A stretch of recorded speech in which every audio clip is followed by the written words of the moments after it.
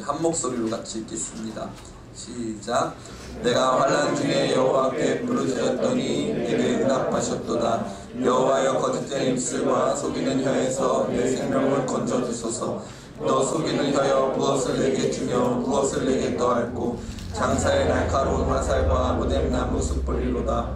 매색에 머물며 계달의 장막 중에 머무는 것이 내게 화로다. 내가 화평을 미워하는 자들과 함께 오래 거주하였도다. 나는 화평을 원할지라도 내가 말할 때 그들은 싸우려 하는도다. 아멘. 우리 전우자로 돌아보면서 같이 인사 나눠볼까요? 하나님께서 당신과 함께 하십니다. 아멘. 예, 우리 교회에는 조화평 전도사님이 있습니다. 근데 오늘 이 시는 내가 화평을 미워하는 자들과 함께 오래 거주하였도다. 우리 조화평 전도사님과 거주하는 분들이 어떤 분들인지 잘 모르겠지만 어쨌건 화평을 미워하는 자들이 있다는 점을 이 말씀은 분명히 밝혀주고 있는데 우리 교회는 조화평 전도사님 사랑하는 줄 믿습니다.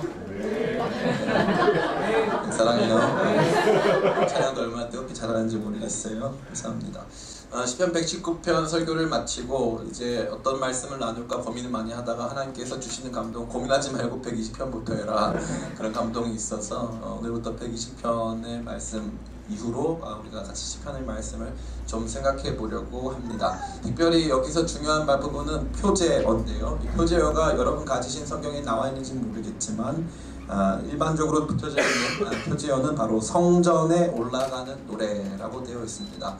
이 성전에 올라가는 노래가 무슨 뜻일까요? 학자들은 두 가지 중요한 견해로 이 성전에 올라가는 노래에 대해서 말해주고 있습니다. 첫 번째 견해는 성전의 절기에 따라 혹은 예배 형식에 따라서 올라갈 때 부르던 노래다 하는 첫 번째 의견이 있습니다. 다른 두 번째 의견은 좀 다른데 저는 약간 두 번째 의견을 더 따라가는 편인데, 두 번째 의견은 이 사람들이 현재 예루살렘에 거주하고 있지 못하고 이들이 이 바벨론의 포로기에 성전을 사모하면서 바라보면서 불렀던 노래가 아닌가, 혹은 포로 귀환할 때 불렀던 노래가 아닌가라고 학자들은 말합니다.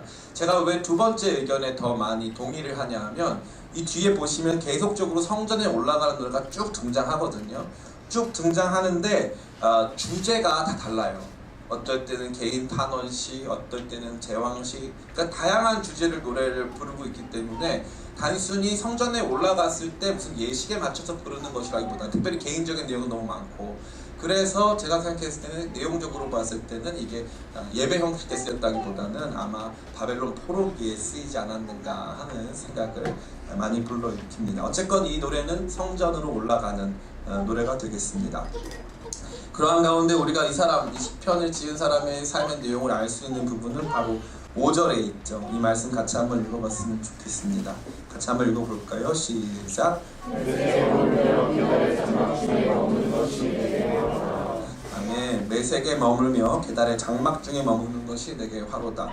우리가 매색이 뭔지를 모르고 계달의 장막 오늘 녹화한다 그랬는데 녹화하면 편집 부탁드립니다. 네, 매색이 뭔지 모르고 계달이 뭔지 모른다 할지라도 우리가 충분히 이해할 수 있는 것은 여기 머물다라는 단어입니다. 5절에 보면 머물다. 매색에 머물며 계달의 장막에 머무는 것이 내게 화로다 이렇게 되어 있어요. 이 머물다라는 것은 거주한다라는 뜻이 아니라 임시적으로 여기에 살고 있다라는 것을 의미합니다. 특별히 계달은 이 함의 자손인데, 이 계달은 이렇게 어쨌건 이방인이에요. 이방인. 그래서 이방인의 장막에 거주하는 삶이 자기에게는 굉장히 피곤하고 어려운 삶이라고 말해주고 있는 것이죠. 그래서 어쨌건 오늘 이 시편의 기자가 저와 여러분에게 말해주고 있는 것은 자기가 있는 곳이 아닌 이방인의 땅에 거주하면서 그가 겪고 있는 삶의 내용을 말해주고 있는 것입니다. 그래서 이 사람이 노래하는 것은 바로 1절과 2절인데요. 같이 읽었으면 좋겠습니다. 시작. 내가 환난 중에 여호와께 부르짖었더니 내게 응답하셨도다. 여호와여 거짓된 입술과 속이는 혀에서 내 생명을 건져주소서. 아멘. 이 시편을 해석하기가 매우 쉽습니다. 첫 번째는 환난 중에 내가 여호와께 부르짖었다는 것이고, 바로 두 번째 내용이 그 부르짖은 바로 그 내용을 담고 있는 것입니다.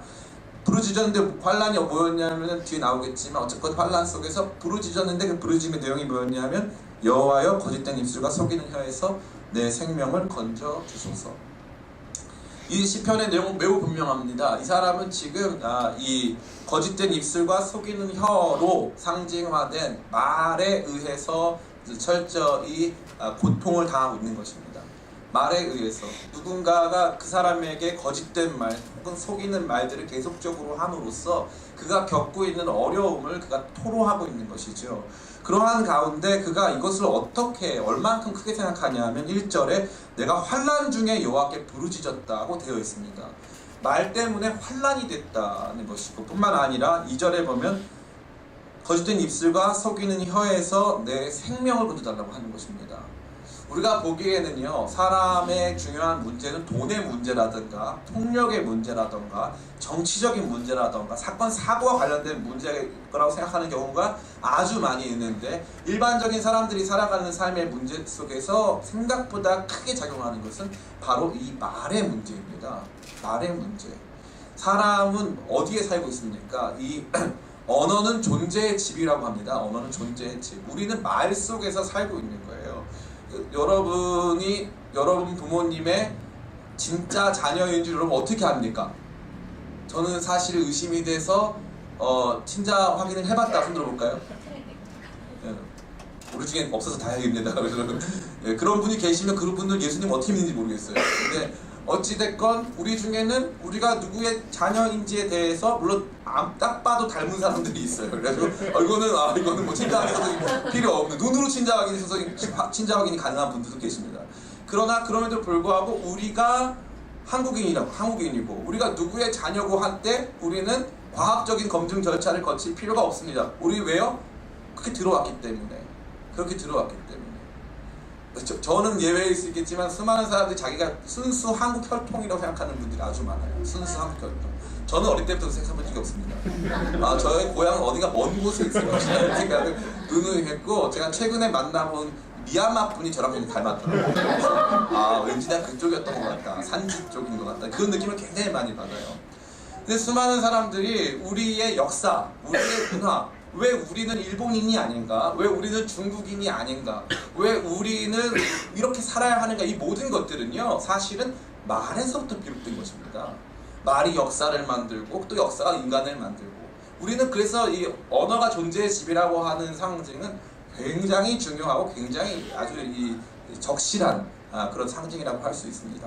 그만큼 말이 중요한데, 이 사람이 지금 이방인의 땅에 거주하면서 지속적으로 말로 인한 그의 존재 자체를 뒤흔드는 말에 의한 여러 가지 폭력이나 말에 의한 고통을 당하고 있음을 볼 수 있습니다. 그래서 이 사람은 하나님께 탄원했어요. 주님, 저 좀 살려주세요. 이 말이 저를 너무 힘들게 해요. 이 말이 저를 너무 아프게 해요. 너무 아프게 해요. 제가 굉장히 성격이 온유한 거 다 아시죠? 그죠? 굉장히 제가 성격이 거의 모세와 같이 온유한데 성격이 굉장히 온유한 편인데, 제가 사실은 이렇게 막상 되게 온유한 편은 아니에요. 근데 제가 뭐라는 거야? 뭐라는 거야? 근데 제가 이 말을 부드럽게 하잖아요. 왜냐하면 제가 말을 부드럽게 하는 이유가 뭐냐면, 제가 말에 상처를 잘 받아요. 그래서 내가 말하는 것처럼 당신도 나에게 말해주세요 라는 뜻인 거예요. 그래서 제가 말을 좀 세게 하고 나면은 그게 미안해가지고 꼭 연락을 다 합니다. 그래서 내가 오늘 말이 너무 셌지, 미안해, 이렇게 다 이렇게 연락을 해요. 그럼 사람들이 저한테 뭐 솔직히 안 미안하잖아요, 뭐 이렇게 저한테 심한 말을 막 해요. 그래서 괜찮아요 이럴 줄 알았는데, 막 솔직히 안 미안하잖아요, 뭐 그런 말을 하지 마세요, 막 그런 분들이 많이 계세요. 말이 얼마나 무서워. 그날 밤 너무 힘들어요. 네. 제가 진짜 이 말에 대해서 상처를 굉장히 많이 받습니다. 말에 대해서. 근데 생각보다 이 말이 갖는 힘, 또 이 말이 우리의 삶을 규정하고 존재적으로 바꿔가는 힘은 굉장히 크다고 할 수 있습니다. 오늘 이 성전에 올라가는 첫 번째 노래에서 이 사람이 지금 성전에 올라가서 하나님께 토로하고 싶은 삶의 내용은, 이방인의 땅에 살면서 너무 힘들고 어려운데 그것 가운데 말이 너무 자기한테 이게 옳다 저게 옳다, 네가 사는 삶의 방식 틀렸다, 그리스도인이 살아가는 방식 세상에서 안 통한다, 그래도 이거 있어야 된다, 너 이거 없으면 죽는다 하는 이 세상 사람들의 말이 자기 너무나도 힘들고 막 뒤집어 엎는다는 것이죠. 그래서 이 사람이 그것을 무엇과 비견할 생각하냐면, 주님 내 생명을 좀 건져주세요. 내 생명을 건져주세요. 우리 안에는 아마 이러한 것으로 말미암아 말 몇 마디 들었다고 생명 건져달라고 그러면 이 사람이 마음이 약하냐, 너는 한번 김구라를 만나봐야 된다, 막 이렇게 생각할 수가 있어요. 그런데 그렇지 않다는 것이죠. 특별히 말에 의해서 속이는 말, 우리의 삶의 가치를 속이고 무엇이 옳고 그른지를 속이고 뿐만 아니라 무슨 행동에 대해서 속이는 말이 우리의 무엇을 뺏어간다 그랬습니까? 생명을 뺏어간다 그랬어요. 그럼 그 생명은 뭘까요? 굉장히 중요한 중점은 바로 영적 생명입니다. 영적 생명. 우리의 영적 생명을 완전히 훼손시키고 완전히 파괴하고 하나님과의 거룩한 교직을 통해서 이루어지는 거룩한 감동이 아닌 다른 것으로 우리를 채우게끔 만드는 영적 생명을 지속적으로 이 말들이 파괴한다는 것이죠. 말들이. 저는 이것을 많이 경험하고 살아갑니다. 제가 여러 가지 부분에서 굉장히 허용적인 사람이에요. 그래서 이런 것도 해도 되고 저런 것도 해도 되고 마음대로 하셔라 이런 타입인데, 때로는 제가 담임 목회자로서 허용하는 측면이 있겠지만, 때로는 우리가 요즘에 젊은 청년들이 봤을 때 SNS상에서라든가 자기 친구들끼리 얘기했을 때 자기들이 말씀보다 더 기준이 돼서 자기들이 모든 것을 다 허용해주고 있는 분들이 아주 많아요. 아주 많아요. 그런 거 바라봤을 때 제가 봤을 때는 참 여러 가지 부분에서 마음이 안타까울 때가 있습니다. 그러한 가운데서 그게 뭐와 같냐면 거짓 입술과 속이는 혀와 같은 것이죠. 나는 하나님 앞에 거룩한 삶을 살아가고 싶은데 괜찮다는 거예요. 안 그래도 상관없다는 것이죠. 제가 여러분에게 이 거룩한 삶을 살지 말라는 뜻이 결코 아니고, 어떤 말이냐면 우리가 거룩한 삶을 살아가야 되는 동기 자체는 자발적이고 뿐만 아니라 성령께서 우리에게 주시는 거룩한 감동 속에서 율법적이거나 행위 중심적인 부분이 아닌 정말 그렇게 살고자 하는 마음을 진정성 있게 살아가야 된다는 측면을 부각시켜서 말씀드리는 것이지, 우리의 삶의 거룩함 자체를 제가 굉장히 무시하거나 하진 않습니다. 수많은 사람들이 그리스도인이 참다운 삶, 예배 참석하고 섬기고 봉사하고 안 그래도 괜찮아, 그런 거 안 해도 괜찮아, 전혀 그렇지 않습니다. 그런데 우리 안에는 어떻습니까? 이런 말들이 찾아오는 것이죠. 근데 그 말들이 우리 어떻게 한다는 것이죠? 우리의 영적 생명을 파괴해 간다는 거예요. 영적 생명을 파괴해 간다는 것입니다. 특별히 오늘 이 사람이 너무 화가 난 나머지 하나님 앞에서 이 부르짖었을 때 하나님께서 주신 응답이 있어요. 3절과 4절입니다. 같이 한번 읽어볼까요? 시작. 너 속이는 혀여, 무엇을 내게 주며 무엇을 내게 더할꼬, 장사의 날카로운 화살과 로뎀나무 숯불을 이기로다. 아멘. 장사의 날카로운 화살은 그 당시에 가장 강력한 개인 화기, 개인 무기라고 볼 수 있고, 로뎀나무 숯불은 가장 뜨거운 숯불을 말하는 것입니다. 이 숯불은요, 불을 그냥 지폈을 때보다 훨씬 더 높은 열을 냅니다. 그렇기 때문에 이 철을 녹이는 화로 같은 것은 반드시 숯불로 불을 내게 돼 있어요. 그러니까 그냥 일반적인 불보다 훨씬 강력한 불, 일반적인 이 칼보다 훨씬 강하게 우리를 꿰뚫어오는 화살과도 같은 징벌이 속이는 혀를 향해서 갈 것이다 라고 하는 하나님의 거룩한 선포가 그의 삶에 주어졌다는 것입니다.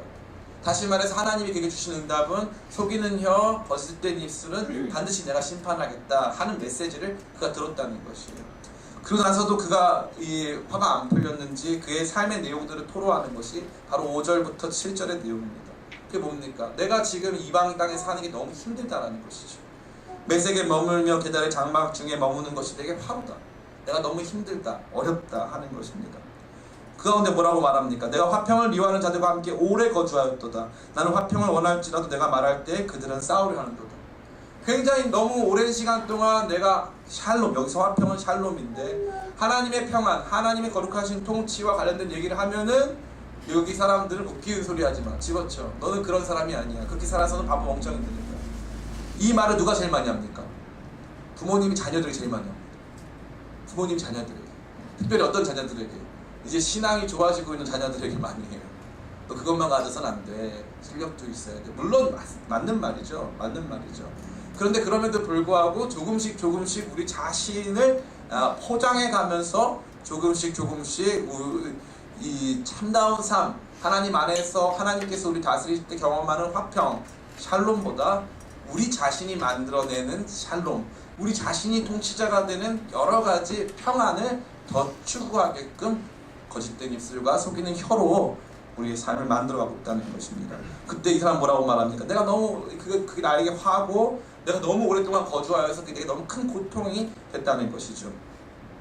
그들은 이런 사람들이었습니다. 나는 화평을 원할지라도 내가 말할 때 그들은 싸우려 하는도다. 그들은 우리의 이야기를 들으려 하지 않습니다. 그들은 우리의 말보다 더 강력한 말들로 우리의 말보다 우리는 평안의 말을 하는데 그들은 속이는 말, 거짓된 말들로 우리의 삶을 압도해 나가는 것입니다. 이것은 어떤 사람의 삶입니까? 이것은 바로 우리 신자들의 삶입니다. 신자들은 이미 얻은 구원과 완전히 이루게 될 이 구원 사이에 놓여져 있습니다. 우리는 아직까지 이 완전한 구원, 다시 말해서 예수님이 다시 오셔서 이 땅을 완전히 통치하는 세계에 살고 있지 못하기 때문에 우리는 이방 땅에 거주하는 나그네와 같은 삶의 모습을 가지고 있다는 것입니다. 그래서 우리가 살아가는 삶을 세상이 이해합니까? 못합니까? 못합니다. 세상이 여러분을 이해하지 못해요. 여러분의 이 중요한 휴가를 위해서 수련회에 물론 다 오실 거죠, 할렐루야 하면 수련회를 가는 거 세상이 이해합니까? 못합니까? 이해를 못하는 거예요. 세상도 이해 못하고 누구도 이해 못합니까? 여러분 자신도 이해가 안 되는 거죠. 내가 지금 왜 이러지? 내가 할 일이 이렇게 없나? 뭐 이렇게 생각하는 분도 아주 많이 계신데 세상은 그거 이해 못하는 거죠. 여러분이 주일마다 나와서 예배하는 건 이해 못해요. 세상이 제일 이해 못하는 건 뭡니까? 11조를 내? 교회가 뭐 나라야? 왜 11조 헌금을 해? 왜 그렇게 헌금을 많이 해? 선교 헌금도 해? 감사한 거는 왜 해? 세상은 이해 못해요. 봉사를 해? 해외 선교를 가? 1년씩이나? 너 그렇게 살면 큰일 나. 너 그렇게 살면 나중에 아무것도 안 되는 거야. 이러할 때가 우리 가운데 굉장히 많아요. 그러나 바르게 살려고 한다면 바른 성도로 살아갈 때 신자들의 삶에는 반드시 이러한 갈등이 있다는 거죠. 반드시 이러한 성도 안에는 반드시 이러한 어려움과 갈등과 긴장이 있다는 것이죠. 우리가 이 갈등과 긴장이 없어졌다는 것은 무엇일까요? 우리가 이미 패배했다는 것이죠. 갈등과 긴장이 전혀 없다는 것은 우리가 이미 패배했고 우리가 여러 가지 부분에서 더 이상 싸울 수 있는 전의가 없다는 것입니다. 저는 이 전의를 상실한 그리스도인들을 굉장히 많이 봅니다.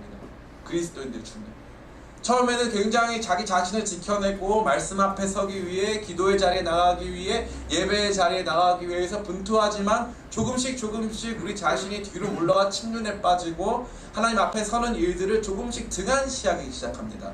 그러면서 말해요. 나는 그래도 내 마음에 신앙이 있어. 나는 그래도 여전히 주님을 섬기고 있어. 그러나 세상의 말들은 우리를 압도합니다. 세상의 말들은 우리를 힘들게 만들고 우리 자신의 삶을 다른 방향으로 바꾸어 놓았습니다. 그럼에도 불구하고 그 자체도 인식하지 못할 만큼 나락에 빠졌을 때 우리 영혼 안에서는 주여 나를 살려주시옵소서. 주여 나를 잘못된 말들로 형성된 세상 속에서 그 말들 앞에서 완전히 왜곡된 삶을 살아가야 되는 나의 이 비참한 삶의 영혼의 상태 안에서 주님 나를 구원해 달라고 하는 강력한 열정 갈망의 부르짖음을 하게 된다는 것입니다. 사랑하는 성도 여러분, 저는 여러분들이 이 거룩한 긴장 속에 놓이시기를 간절히 축원합니다. 아멘. 예수님 믿으면서 이 긴장이 없어지면요 너무 고통스러워요. 목사님 저 하나도 안 고통스러운데요. 이 문둥병, 나병의 특징이 있습니다. 나병의 특징이 뭘까요? 얼굴은 다 문드러지는데 고통이 없어요. 그게 특징이에요. 얼굴은 다 문드러졌어요. 그래서 거울 보지 않으면 잘 몰라요. 그 특징이 뭡니까? 고통이 없어요. 고통이. 영적 나병, 이 나병은 구약 성경부터 가장 상징적인 죽음을 의미하는 가장 상징적인 질병인데 영적 나병의 핵심은 뭐냐면 고통이 없다는 거예요. 고통이 없어요. 막 사는데 고통이 없어요. 죽었어요. 다시 말해서 영적으로 죽은 상태, 나병이 선포됐는데 고통이 안 느껴지는 거죠. 거울 보면 너무 추한 나를 발견하는데 통증은 하나도 없는 상태. 그 상태에 놓여져 있는 크리스찬들을 저는 많이 본다는 것입니다. 제가 군대 늦게 들어갔을 때 저보다 좀 나이가 어리지만 비슷하게 늦게 들어온 한 청년이 있었습니다. 저보다 이 선임이었는데 이분이 제가 몇 차례 말씀드렸지만 이분이 굉장히 이 군대에서 모범이 되는 신앙인이었어요. 그래서 그분을 따라서 많은 사람들이 교회도 다니고 교회 다니는 지체들이 많이 의지했습니다.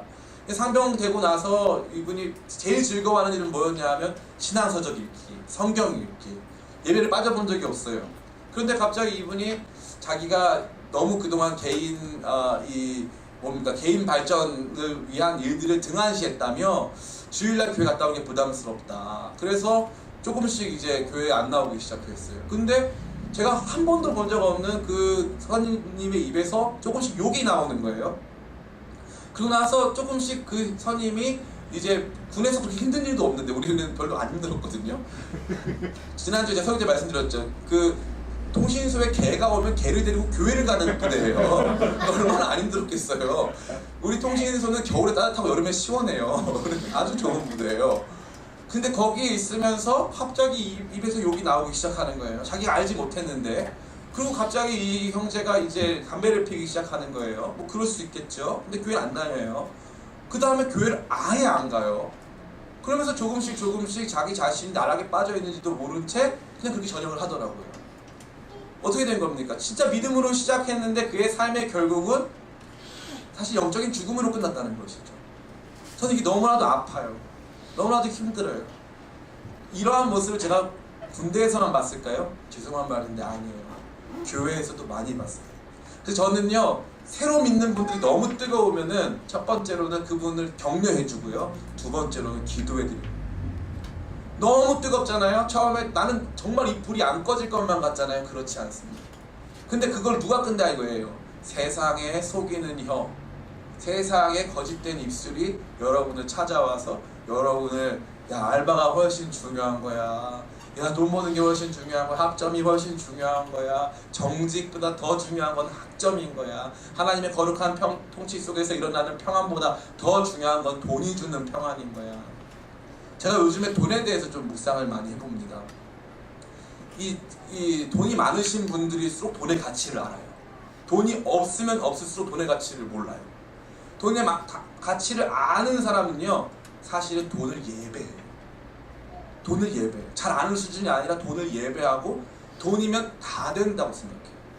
근데 돈이 없는 사람일수록 그 생각을 잘 못하죠. 그래서 가난해지는 것 같아요. 근데 그 사람은요, 한번 돈이면 돈이 모든 것을 발견한 사람들은요, 이게 종교와도 같아서 이 종교를 거의 못 버려요. 누가 그렇게 말해줬죠? 세상에 거짓된 입술과 거짓된 혀가, 속이는 혀가 여러분에게 돈이 전부라고 말해주고, 외모가 전부라고 말해주고, 학벌이 전부라고 말해줄 거예요. 제가 젊었을 때 어떤 단체에 있었냐면은 10대의 꿈을 꾸고 20대에 준비하여 30대의 영향력을 발휘하라 하는 단체에 있었어요. 그때 그 선교사님이 얼마나 설교를 잘했냐면요, 제가 지금도 기억나는데 이 선교사님이 강의를 하거든요. 그 엠모 학원은 그분도 크리스찬이신데 이 일반 강사도 가서 학원에서 강의를 해요. 그런데 그때 이분이 탑 강사였어요. 선교사님이신데. 그 가면은 회당 막 500만 원씩 받고 막 이런 강사였어요. 엄마들이 엄청 좋아해요. 생각해보세요. 10대에 꿈을 꾸고 20대에 준비해 30대 영향을 바라는 인생이잖아. 엄마들이 원하는 인생이잖아요. 엄마들도 그렇게 안 살았잖아요. 그죠? 엄마들도 안 살아놓고서는 애를 살다가 엄청 좋아합니다. 제가 어저께인가 교회 쪽으로 오는데 그 거짓말이었구나. 거짓말이었구나. 제가 이제 40대 아닙니까? 10대에 꿈을 꾸고 20대에 준비해 30대 영향을 바라는 인생이 되라는 결론이 언제 난다는 거예요? 예. 언제 난다는 거예요? 대답을 하세요. 사실은 10대 때 나는 거죠. 왜냐하면 꿈을 안 꿨으면 20대가 준비가 안 되고 30대 영향을 못 바라니까. 가시적으로는 30대 때 결론이 나는 거죠. 가만히 보니까 인생은 30대 때 결론이 안 나요. 거짓말이었어요. 거짓말. 근데요, 제가 무서운 얘기 하나 드릴까요? 그 캠프 갔다 와서 나는 의대 가겠다, 나는 무슨 사람 되겠다, 그 출판사에서 나왔던 책들이 다 그런 책이에요. 성공한 변호사님들 책 다 이런 거였어요. 그분들 뭐 미국 사회에서 주로 한국에 계신 분들은 아니고 미국이나 뭐 해외에 계신 분들, 그런 분들, 성공한 분들 다 사례를 보여줍니다. 여러분 속지 마세요. 인생의 결론은 죽을 때 나는 거예요.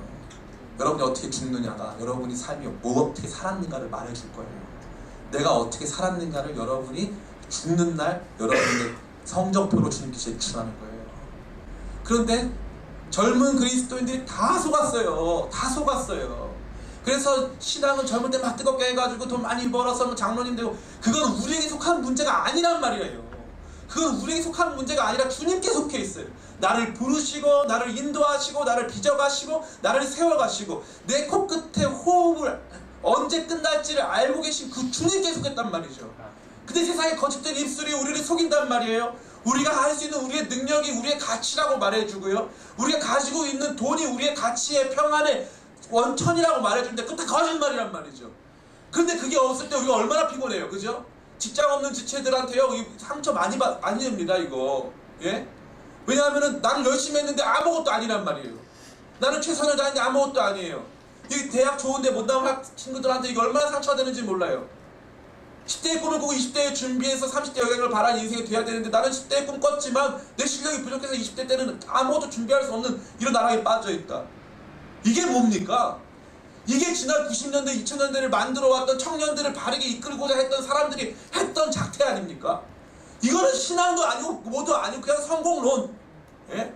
인생 처세술, 이거 신앙 아니라 이거죠. 근데 우리가 형성되어 있어요. 지금도 안 바뀐단 말이죠. 안 바뀌어요. 좋은 성도, 헌금 많이 하는 성도, 좋은 성도, 잘 나가는 성도, 절대 그렇지 않습니다. 성도의 모든 삶은 주께 속했고요, 우리는 주어진 삶을 다해서 살아가는 것입니다.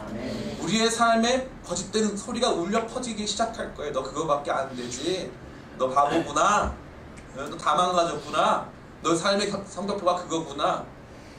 그때 우리가 뭐 하는 거예요? 주여, 내가 환난 중에 여호와께 부르짖었더니 내게 응답하셨도다. 여호와여, 거짓된 입술과 속이는 혀에서 내 생명을 건져주소서. 내 영적 생명을 그 거짓말에서 건져주세요.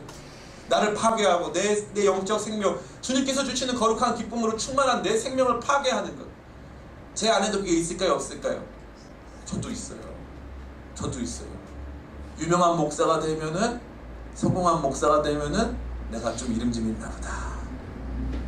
거짓된 입술, 속이는 혀가 제 안에도 있다고요. 제 안에도 음성이 들려와요. 왜 안 들려오겠어요? 이걸 갖고 사는 게 쉬워요, 버리고 사는 게 쉬워요? 갖고 사는 게 훨씬 쉬워요.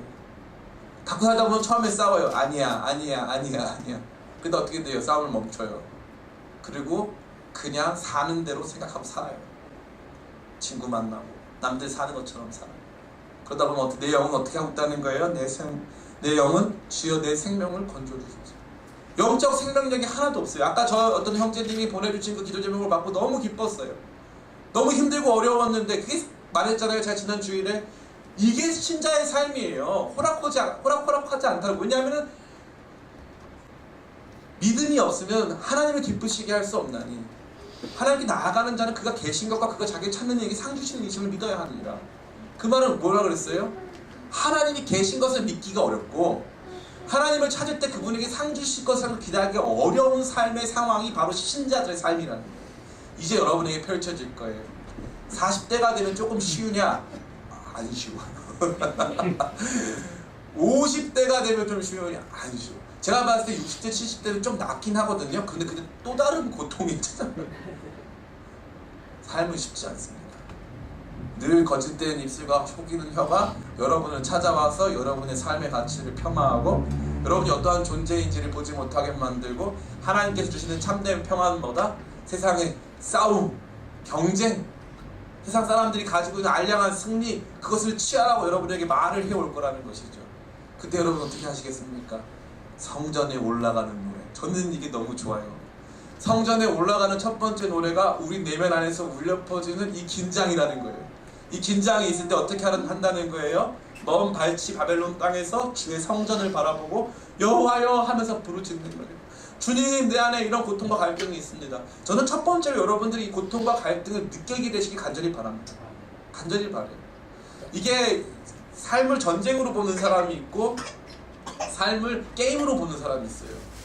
삶을 게임으로 보는 사람은 모든 건 포인트고, 그냥 모든 것은 그냥 이 게임의 과정에서 주어지는 것이기 때문에 나와 이 삶이 크게 다르지 않아요. 그 무슨 말이냐면, 이렇게 나와 이 삶이 구별돼 있어요. 그래가지고 그냥 내가 이 삶을 실패해도 나는 나고 괜찮고 아무 문제 없는 것이죠. 그런데 삶과 신앙이 전쟁으로 구성된 사람들이 있어요. 참된 신자. 참된 신자는 삶이 전쟁이에요. 돈이 많은데 네. 자녀들이 잘 됐는데요 네. 제가 아는 분들 중에 돈이 아주 많고 자녀가 잘 돼도 기도하시는 분들 아주 많아요. 세고 셌어요. 그 문제가 아니라 이거죠. 그 문제가 오늘도 나를 넘어뜨리려고 하는 수많은 세상의 이야기들. 그래서 여러분 너무 드라마 많이 보지 마세요. 여러분들이 도깨비 좀 보지 마세요. 도깨비 같은 거. 최악의 드라마. 도깨비 좀 보지 마세요. 여러분들이 만나는 도깨비는 공유가 아니고요. 진짜 도깨비를 만나요. 누구를 정말 좋아하면 도깨비를 상상했는데 정말 도깨비가 왔네. 내 남편이 도깨비일 줄 몰랐죠. 그죠? 도깨비가 와요. 그런 것 좀 보죠. 거기에 좀 그 로맨틱에 빠지지 마. 사랑은요 그보다 훨씬 깊어요. 그냥 그렇게 조금 이렇게 하는 다 거짓된 속이는 혀 속에서 살아가면서 그게 인생인 줄 알고 다 그렇다는 것이죠. 오늘 어떤 집사님들하고 얘기를 했어요. 집사님들하고 말씀을 나누는 가운데 그 얘기가 청년 실험 얘기 잠깐 나왔어요. 여러분 뭐 듣고 마음 아플 수도 있는데 제가 한 말씀만 좀 드렸으면 좋겠어요. 어떤 중소기업 사장님이 월급을 270만 원을 주는데 취업 공고를 올리면요 안 온다는 거예요. 한국 사람들은 아무도 안 온대요. 한국 사람들 100이면 100이 다 그 말을 한다는 거예요. 왜 안 가요? 거기는 삼성이 아니잖아요. 거기는 그냥 중소기업이니까 안 간다는 거예요. 그거 할 바에는 알바하면서 공무원 시험 준비한다는 거죠. 제가 너무 많은 거 생각을 했어요. 그럼 누가 이 친구들 이렇게 만들었을까? 첫 번째 부모님들이 이렇게 만들었어요. 너 최고야. 세상 모든 사람이 최고 될 수 있습니까? 없습니까? 없어요. 내가 최고가 아니에요. 나는 그렇게 경쟁적 최고, 상대적 관념의 최고가 아니란 말. 절대적 의미에서 가치 있는 사람, 절대적 의미에서 사랑받고 있는 사람이라는 이 셀프 에스팀이 있어야 되는 건데 그게 아니라 상대적 의미에서도 최고라는 거죠. 그런데 애들이 최고가 됩니까? 안 됩니까? 다 안 돼요. 이 대치동 키드들 있잖아요. 대치동 키드들. 얘네가 문제가 뭐냐면 공부를 처음에 굉장히 잘합니다. 그러다가 어느 수준이 도달하면 자기가 절대 안 되는 걸 만나요. 선수들이 있거든요. 세상에는 공부를 그냥 원래 잘하는 애들이 있어요. 근데 선수들을 딱 만나면은요 얘네들이 주로 다 뭘 하냐면 자기들이 잘할 수 있는 게임으로 들어가요. 게임에 들어가면 주로 많이 이기거든요. 주로 이기거든요. 애들을 환상으로 몰아넣고 있는 거예요. 우리는 패배하는 날도 독일도 지는데 우리는 왜 못 집니까? 우리는 패배도 하고요. 어떤 날은 좀 속된 말로 말해서 어떤 날은 험한 일을 당하는 게 사람이에요. 그런데 너 최고다? 거짓말이에요. 거짓말. 상대적 최고 아니에요. 우리 다 하는 형상이고 자녀들이고 다 그렇게 사는 거예요. 그러고 나니까 부모들이 애들한테 너 최고고 너 1등이고 머리가 될전적 꼬리가 될지만 맨날 제가 봤을 때 그 성구 외우는 사람들은요 다른 성구 잘 모르더라고요. 머리꼬리 이거 이 라인을 소머리 국밥으로 시작해서 꼬리홈탕으로 끝나는 이 라인을 엄청 많이 외워요. 제가 많이 생각합니다. 이거 답답한 일이에요. 주님은 우리한테 요구하시는 삶이 머리 되는 삶 아니에요. 예수님은 머리시죠. 우리는 그분까지 자라가는 사람들이에요. 예수님 닮아 자라가는 사람들인데 부모님들이 다 그 말, 여러분 나중에 애들 태어났을 때 절대 그렇게 말하지 마시기 간절히 축원합니다. 예수님은 그 아이를 사랑하세요. 오늘 지하철 타고 오면서 제가 참 저는 목사여서 감사하고 참 제가 좋은 목사다는 생각이 많이 드는데 우리 그 뇌성마비 장애우들이 많이 탔어요. 많이 탔는데 제가 그분들 보면서 하나님이 저 사람들을 참 사랑하신다. 그거는 무슨 그 사람들이 같이 놓여져 있는 문제가 아니란 말이죠. 하나님 한 사람 한 사람 사랑하세요. 그런데 우리가 자꾸 그걸 비교하고 우리 자신을 비교에 던져놓는데 세상이 이 비교의 언어를 만들어요. 이 비교가 마약이거든요. 왜냐하면 비교는요 다른 한편으로 우월감을 줘요. 내가 너보다 나아. 이거 한참 하고 있는 거죠. 그런데 비교는 다른 한편으로 열등감을 줘요. 반드시 비교는 이 우월감과 열등감에 이 진자운동을 하는 거예요. 이것밖에 없어요. 완전히 헛된 비교에 사로잡히게 만들어요. 언제요? 부모가 네가 최고야. 우리는 그런 최고가 아니에요. 우리는 사랑받기 위해 태어났고 사랑받는 사람이지만 그런 최고가 아니에요. 때로는 실패하고 넘어지고 남도 섬길 줄 알고 겸손하게 살아야 되는 게 우리의 삶이에요. 또 하나는 드라마, 미디어 이런 것들. 제가 제일 싫어하는 건 인스타그램. 인스타그램 좀 하지 마세요. 전 안 합니다. 인스타그램은 온갖 허세의 향연이야. 답답해 죽어요 진짜. 다 우리가 이미지에 속고 있는 거죠. 이미지. 거짓된 혀가 이미지를 만들어낸다는 거예요. 속이는 입술이 이미지를 만들어내는 거예요. 그래가지고 거기에 다 쏘아가지고 외모도 다 이미지가 돼요. 요즘 막 운동이 막 그렇게 하나님은 세상을 둥글게 만들었어요? 네모나게 만들었어요? 영원히 기억하세요. 하나님은 세상을 둥글게 만드셨어요. 둥글게 하나님의 그 창조의 섭리 공산이 굉장히 커요. 네모 지금 각지 뭐 팩된 거 이런 건 이미적, 아티피셜, 인위적인 것들 그런 거 막 자매들이 너무 좋아합니다. 우리 전국 형제가 막 페이크 러브 막 한 번 하면 회개하시기 바랍니다. 사랑하는 청년 성도 여러분, 제가 뭐 농담 섞어서 말씀드렸지만 세상은요 끊임없이 여러분을 속여요. 끊임없이 여러분의 삶을 거짓된 입술과 속이는 혀로 잘못된 가치관을 주는데 우리가 그걸 모르고 영적인 생명은 다 죽어가고 돈 쫓아가고 명예 쫓아가고 하나님께 약속한 적이 없는 종류의 다른 만족을 막 추구하면서 살아가는 게 정말 그 추구할 때 보면요 미안한 말인데 제가 가끔은 여러분한테 말해주고 싶은데 말을 못할 때가 있어요. 왜냐하면 눈빛이 너무 무서워서 그때는 말을 못 걸어요. 왜냐하면 그 사람한테 그게 전부거든요. 전부니까 야 그거 사실 거짓말 아니라고 말을 못 하겠어요. 그러면 목사님이 뭘 하세요? 안 봐도 뻔하니까 마음이 제가 엄청 순수하잖아요. 그거 느껴지죠. 주님 앞에 이러한 갈등을 가지고 나갈 수 있는 성도들이 있다면 참 좋겠어요.